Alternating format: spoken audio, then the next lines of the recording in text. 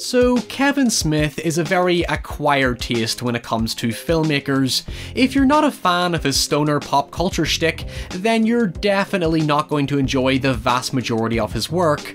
But that's not to say you won't understand why he has such a beloved cult following. I personally don't have much passion for any of his films, but I have nothing but immense respect for the guy because not only is he a perfect example of a grassroots filmmaker who worked his way into the Hollywood studio system without compromising his voice as a creative, but he's also just an all-round positive representation of the goodness found within pop culture as it becomes increasingly overshadowed by outward negativity from certain fandoms. Do you ever plan on making an original movie without rehashing any of your old characters that doesn't suck? Yeah,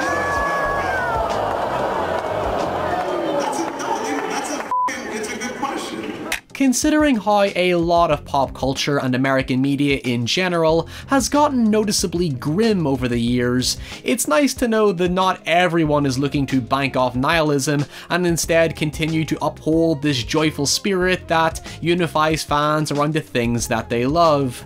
Yet, after 10 years of making more or less the same thing, it was only natural that Kevin Smith would try and diversify his filmography, and after the production nightmare that was Cop Out, literally the only studio film in Smith's career where he did cop out, what followed were 3 very different horror movies that, while certainly get points for uniqueness, are some of the most bizarre encapsulations of what American media has ultimately felt like over the last 10 years. So let's talk about it.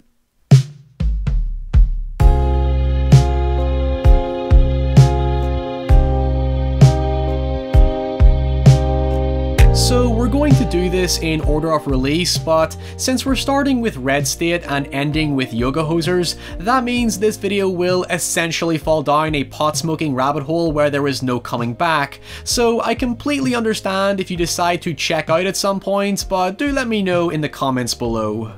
Anyway, 2011's Red State was sitting on the back burner for some time before finally going into production.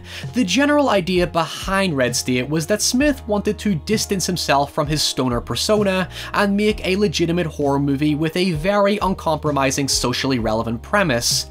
The story follows 3 teenagers who hire a prostitute only to get kidnapped by an aggressively conservative sect called 5 Points Trinity Church led by Abin Cooper, who believe that the rapture is upon us and sacrifice sexually promiscuous people to ease the wrath of God or something like that, until John Goodman and the ATF, the Bureau of Alcohol, Tobacco, Firearms and Explosives, come along and a siege fight ensues.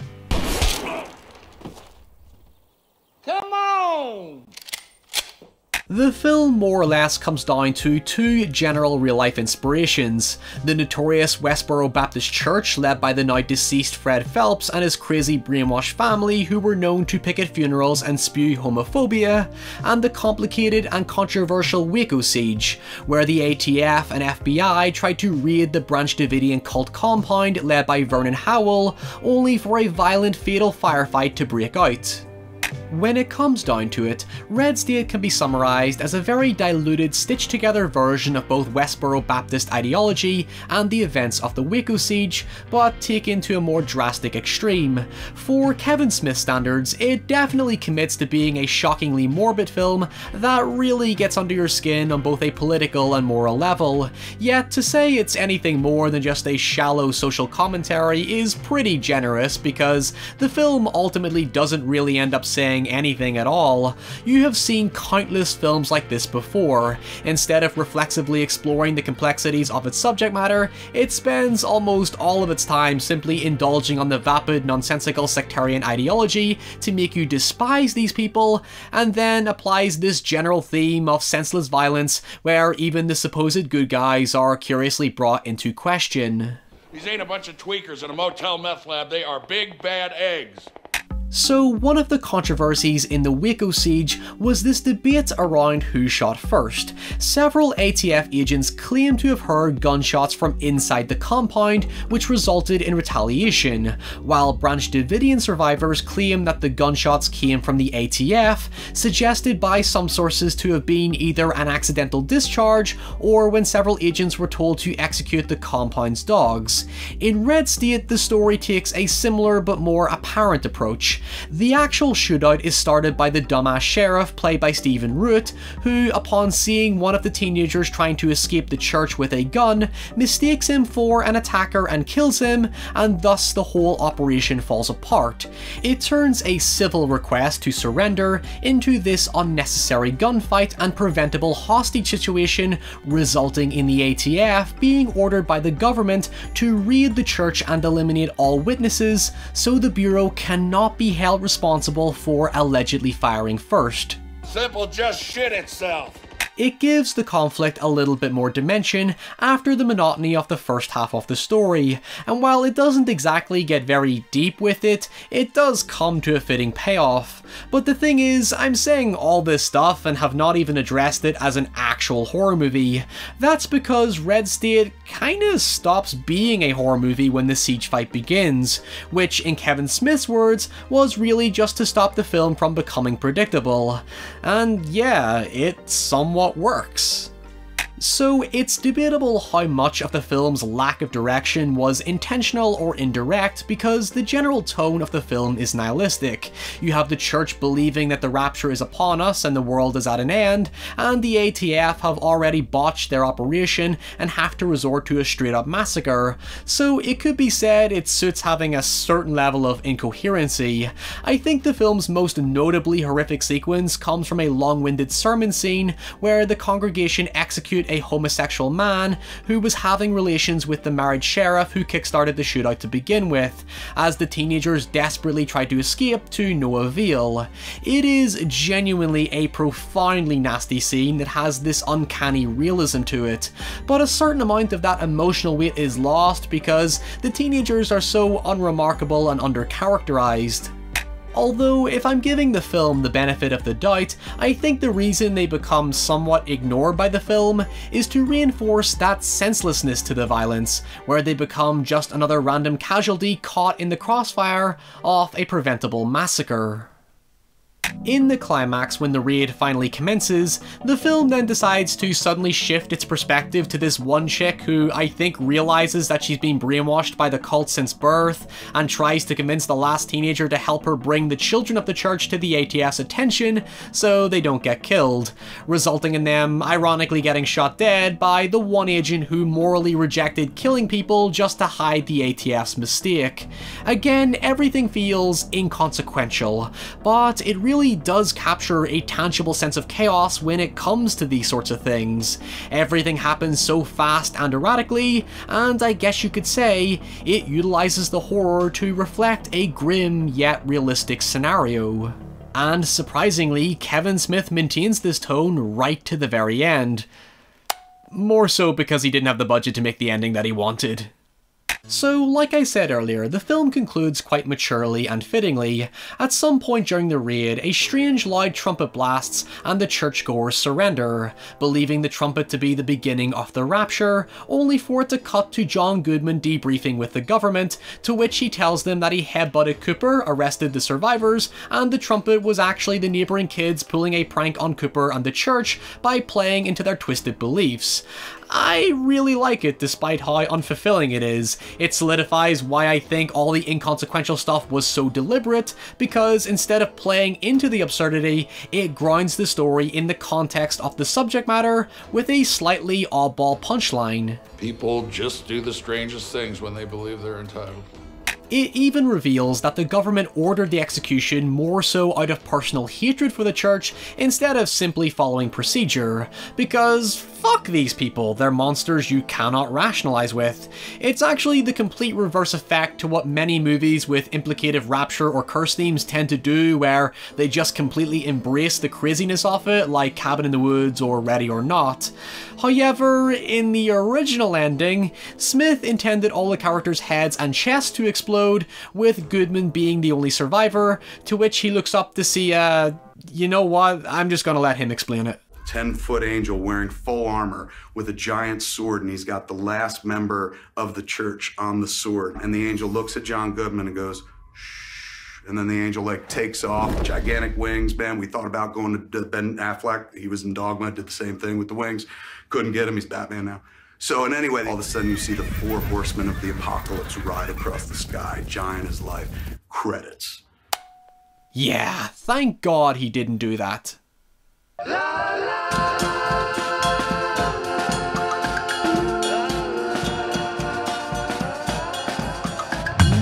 From this point, all understanding of logic is entirely out the window, because both Tusk and Yoga Hosers play by their own rules, and even exist in a shared universe.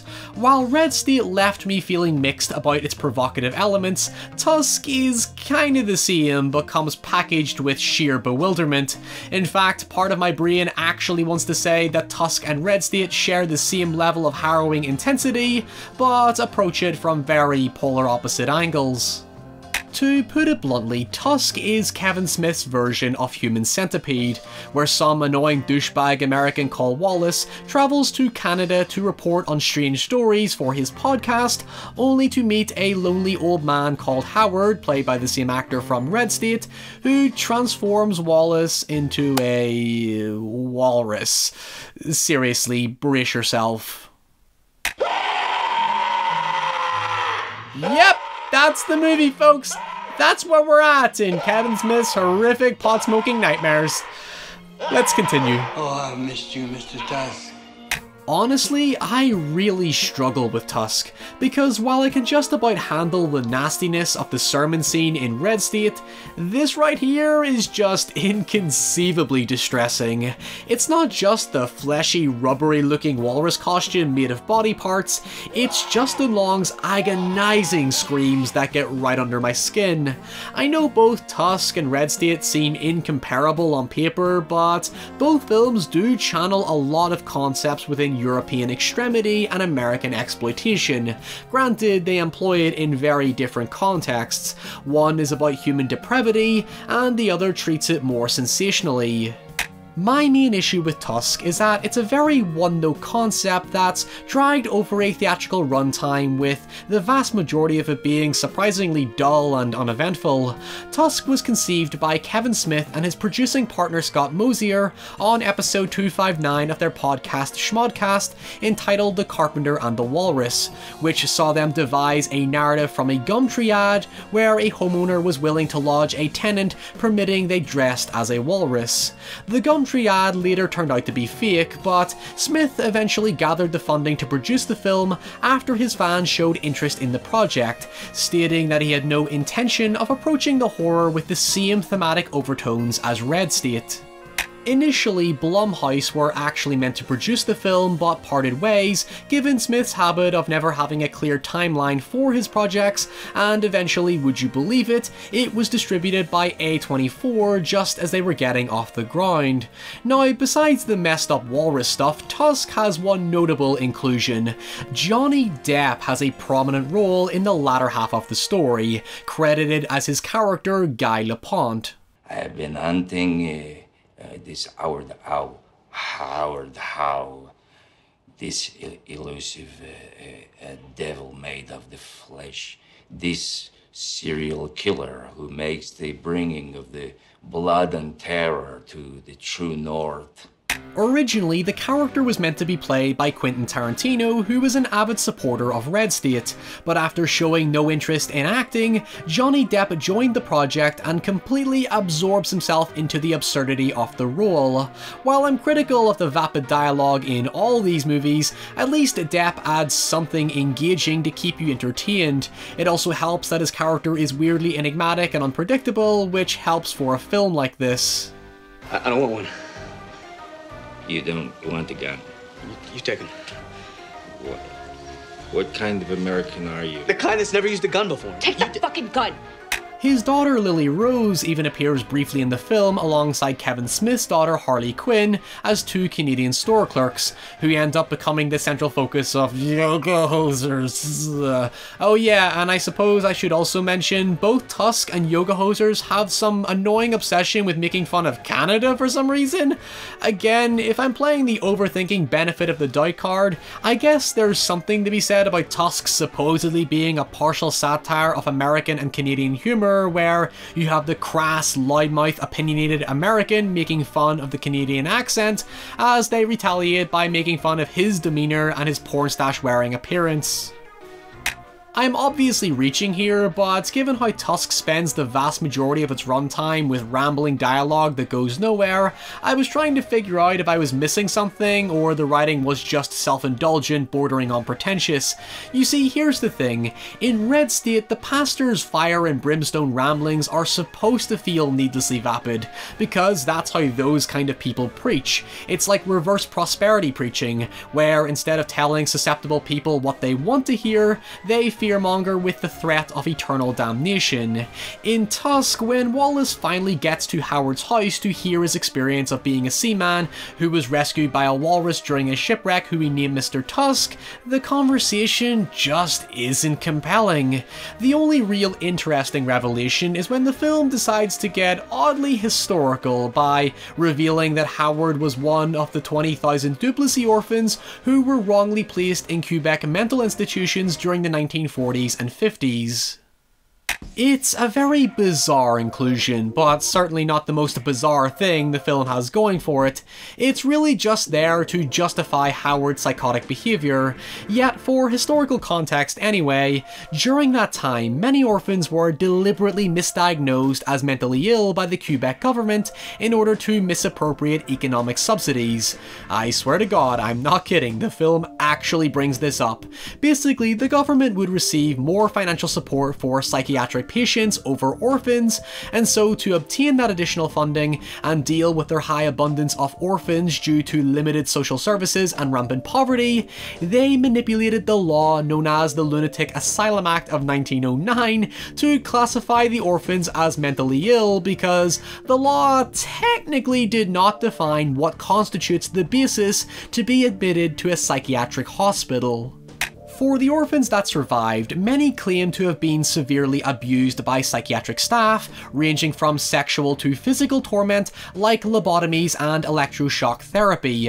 Why am I telling you this? To be honest, I don't really know at this point, but the film makes a point of it anyway, so screw it, let's theorize. I think it may have something to do with trying to mirror Howard's human experimentation with the surviving orphans who protested to have the bodies of the deceased exhumed and autopsied to show that some of the asylums they lived in forced many patients into suspicious human experiments.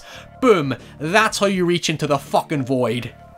Okay, so I know that's an oddly specific way to approach the story as something more than a B-movie mad scientist trope, but when you put it into perspective, the story is about a man gradually losing his humanity due to captivity, before finally embracing his inner walrus. What the fuck am I talking about at this point? It all culminates in a super bleak conclusion where, instead of putting Wallace out of his misery, his girlfriend and co-host take him to a wildlife sanctuary, where they think he has lost his humanity and no longer recognizes them. Yet, it seems to imply through flashback that Wallace is completely aware of what he's become.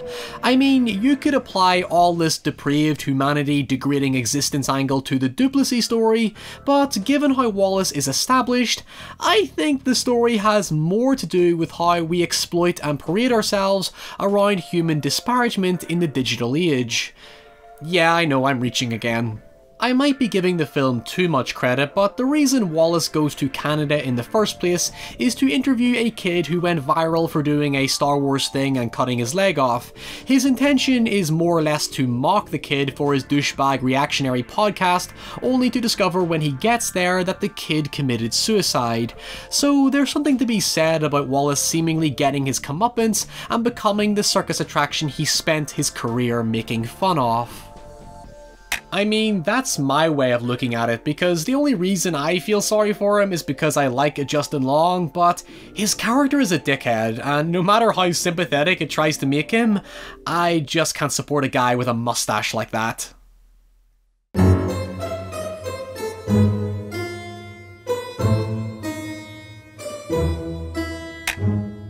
Yoga Hosers is a train wreck. It is truly one of the absolute worst films I have ever seen, and I have no hope for anyone who has anything positive to say about this monstrosity. Other than Johnny Depp, of course. The concept of Yoga Hosers basically came from the exact same place as Tusk, where, in another episode of their podcast, Mosier and Smith discussed a story about the Canadian police force raiding the home of a yoga instructor after he stole artwork from the Montreal Museum of Fine Arts. Hey, look, as we've seen, weirder shit has happened. If you were wondering where I got the satire analogy for Tusk, that's because of this film's distinct use of the word hoser, which, according to the great god Wikipedia, is both a slang term and a derogatory term, originating in Canada and used primarily by those imitating Canadians. It is often used by Canadians, but it is sometimes used as typical Canadian slang by Americans.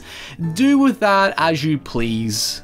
Anyway, here's the thing about Yoga Hosers. There are certain circles that theorize that Kevin Smith approached this film somewhat out of spite after the polarizing reception of both Red State and Tusk, especially the latter. You could hypothetically argue that Yoga Hosers is like a misguided middle finger to critics and snobby analytical folk. I don't know who we could be talking about there, given it's embedded in the film's central plot. If you could even say it really has a plot. Right, so let me try and make sense of this shit show because it's a wild one. So the story follows the day in the life of the two Canadian store clerks from Tusk, both called Colleen, played by both Kevin Smith and Johnny Depp's daughters, as they're forced to work a Friday night shift only to discover that these 1-foot-tall Nazis made from bratwurst German sausages and the DNA of their creator, Andronicus Arcand, have arisen 30 years too early from cryogenic incubation due to a power outage caused by the Colleens, hence why they're small and incomplete, only to then discover that the Nazis have lost the war, and so their leader decides to shift his goal from taking over Canada and America to killing every art critic as revenge for their negative criticisms towards his efforts to become an artist before he became a Nazi scientist. I'm not done yet. Once the girls discover Arcand's lair underneath the store, he reveals he's been working on a 10-foot-tall ice hockey goaltender made from the remains of the victims of the Bratzies. That's what they call those bratwurst sausage Nazis. And release. I mean, there's more nonsense to it than that, but we'll come back to that. Maybe. We'll see how the alcohol wears in. Oh, what does everybody think? Look, so I understand I get comments from people saying, oh, you're pretentious and overthinking it, it's just mindless fun, you're not supposed to take it seriously. I get that, I love schlock as much as the next person, but just because the movie is completely aware of how shit it is, doesn't make it good. I've said this in several videos before, self-awareness is not a defense to excuse your behavior. If you know it is bad, then make it better. Don't just throw it out into the world and tell people it's supposed to be dumb, because that is literally the very definition of insulting people's intelligence. Sorry about that! It might surprise some of you to know that nothing I say is about movies having to be deep or thought-provoking or symbolic or whatever. It's just about good storytelling with an experience that is worth your time. My favourite part about watching movies is discussing them afterwards. I don't like talking about bad movies because it's simply not worth my time, and that energy is best reserved for celebrating rather than condemning. There is an irony to films like this. I love silly schlocky films that clearly try to have quality control to them, and when they inadvertently falter in places, that's what makes for organically fun moments, like the original Evil Dead or 13 Ghosts. The thing about these films is that they genuinely do try to take themselves pretty seriously, not in a highbrow sort of way. They are just trying to craft a truly sincere experience, and their problems humanize dehumanize them, especially when they are not trying to act as anything more than what they are. It's different when you're trying to make something sophisticated and bite off more than you can chew and you basically get what you deserve. That's what I call pretentious. At the same time, it's just as pretentious to go the other route, that is, being so overindulgent in how stupid and silly you are that you end up trying way too hard and come off as that obnoxious clowning jackass in high school that everybody hated but they delusionally thought they were hot shit or something like that. Being smart or being stupid are not necessarily things to smugly boast about. Why not just try being a human being where both your best and worst qualities are what make you relatable and empathetic? Piece of beaver shit. So going back to Yoga Hoser's story, I think my personal hatred stems from its tweeny social media LOL emoji bullshit where it literally does an Instagram freeze frame after introducing every single character as if it matters. It reminded me of Borderlands 3, which I'm playing at the minute, where the main antagonists are like these shitty vloggers, and it does a really good job at showing just how disconnected these kinds of people are from reality, and the problem with Yoga Hosers is that these are supposed to be our protagonists. Simply put, they are horrible characters, and all due respect to both actresses, neither of them have the charisma to carry the movie, and their inexperience is incredibly noticeable up against all the other seasoned actors in the previous films. Hell, Justin Long even shows up as this quirky yoga instructor, and honestly, he's a much more interesting presence and character overall, so why wasn't the movie about him? Because was the story that inspired the film not about a yoga instructor? Should he not be the basis for everything? Lasers from the wrists, lasers from the wrists. Yoga fat, awkward conversationalist, we put our foot in the mouth. Foot in the mouth. So the way the film's conflict is introduced is that their teacher tells them a story about how the Nazis had influence in Winnipeg due to Canadian journalist Adrian Arkin's propaganda spewing nonsense where he declared himself to be the Canadian Führer. I swear to God, that bit is real. And after his arrest, his second-in-command Andronicus went missing. This bit is pot-smoking fiction. On their Friday night shift, the girls decide to invite these two guys from school to the store for a party, and it turns out that these two potential love interests are actually Satanists who want to sacrifice the girls for some inexplicable cultist reason, I guess. Honestly, I would have bought it much better if it turned out that they were actually five-pointer cultists from the church in Red State, so I see this whole shared universe thing as a total missed opportunity because the only reference to Tusk, on the other hand, is just that it happened. Soon, the Bratzies attack out of nowhere by entering through people's assholes, which is a complete rip-off of Bubba Hotep, by the way, a good example of schlock that is totally worth your time, and after killing all the Bratzies with their sick yoga moves, the girls get arrested for allegedly murdering both Satanists, and Guy Lapointe decides to help them. For how zany all of this sounds, like Tusk to a certain degree, it's just filled with tedium. It never gets as wild as you think it will, and during its downtime, it's just a total grind to watch. Sorry about that!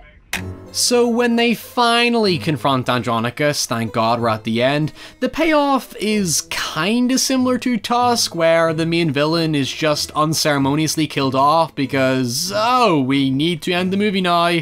At least in Tusk, Howard's death is weirdly symbolic, where he feels guilty for killing and eating Mr. Tusk and simply wants to relive those final moments to give Mr. Tusk a chance to fight back against him, and like with Red State, it's a fitting if abrupt payoff.